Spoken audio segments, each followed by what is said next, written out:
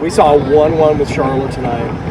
And you have opinions. Let's start with your opinions about some simulation yellows. So not too much on the simulation yellows, but I kind of wish that, I guess maybe the way the game was kind of tacked towards the fan side, me just watching us the first time in this fan section, I was just like, I want to be closer to them, scoring goals. Yeah, because you can feed off the energy. Like, why not? I mean, I don't typically watch an MLS game. I'm going to just share that disclaimer. Like, this is like one of my few times where I'm just here in the stadium experiencing the fan culture. So it's like, feed it to me. Like, what's MLS about? Yeah. Let's go. Let's play. What's Nashville about? So it's like I wanted a little bit more time of just like them attacking our side. And didn't get to see that. Got to see the pan at the far side. Yeah. You did get to see Charlotte's goal up close. I did get to see Charlotte's goal. No, I thought it was a great game. It was a great competition. But I think in all, I knew Nashville was going to be super competitive. I knew it was going to be a great game. I didn't know how Charlotte was going to come out. Like, Charlotte, I mean, it's like 4 hours. They could be a rival, maybe. I don't know. Tell me. Who? It's an emerging rivalry. We'll just put it that way. All right. It's an They're emerging emerging. rivalry. I can see that. Two new teams. I can Two see new that, teams to the MLS. You could see that. Right. Yeah, okay. How new are they? I think this is their second year. Last year was their first year. Yeah, I could see that rival brewing, but we just got to shut it down and make sure we embrace the time that we host them. But I thought it was a great match, honestly. I thought it was really great.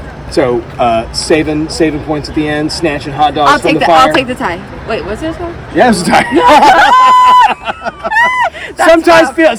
Sometimes feel like wins. Sometimes feel like wins.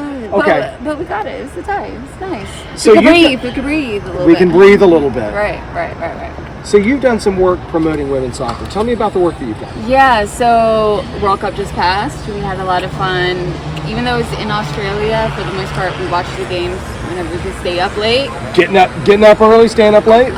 All-nighters. It's the movement of the summer, just making sure you're able to watch. Replays was like, why not? Yeah, why not?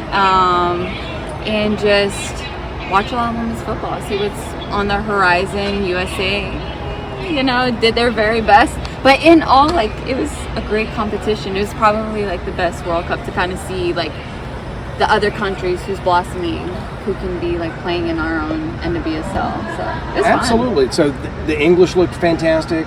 England did. England versus Spain was a great game. I think England choked, honestly, if I'm honest. I think they were actually super competitive throughout the tournament. Yeah. But I think once Spain actually had that wake-up call against Japan, they were this is their third World Cup that they were kind of trying to win. So it's very much so we've rode this rodeo. Let's do it. Everyone's kind of synchronizing. So it was nice. Kudos to Spain.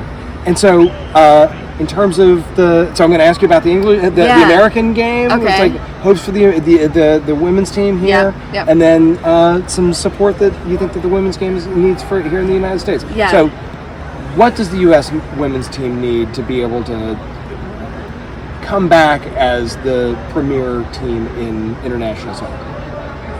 I think I'm just going to say a disclaimer as a fan. Yeah. We need more watch parties. We need more social functions. We need more support. We just need more football here in the U.S. that's super accessible. Let you know how you can watch and enjoy the game. I watch football every Monday. They're all over in the world.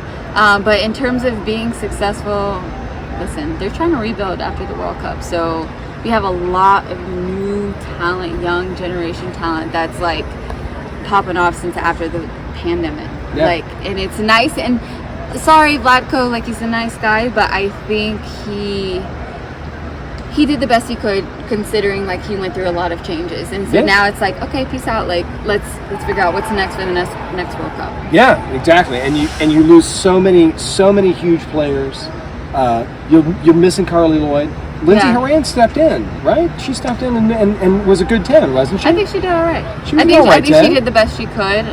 Carly Lloyd, Carly Lloyd's going to say what she wants to say, but I think Lindsey Horan tried to put in work. I think the veteran tried to put in work in terms of mentoring the young players, but you couldn't.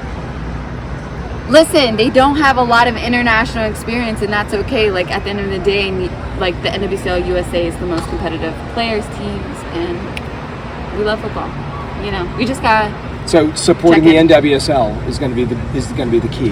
Yeah, for sure. Like we have a beautiful like international like invitation to a lot of these players, so it's like I think it's the most well balanced competitive league, personally, and it's still going on until October. So like it's the best time to kind of tune in. Best time to tune in. Yeah, Hey, post World Cup, let's go. let's go. Hey, thanks for coming on. Yeah, thank you so All right. much. All right. Yeah. Hey, that was perfect. Thank you.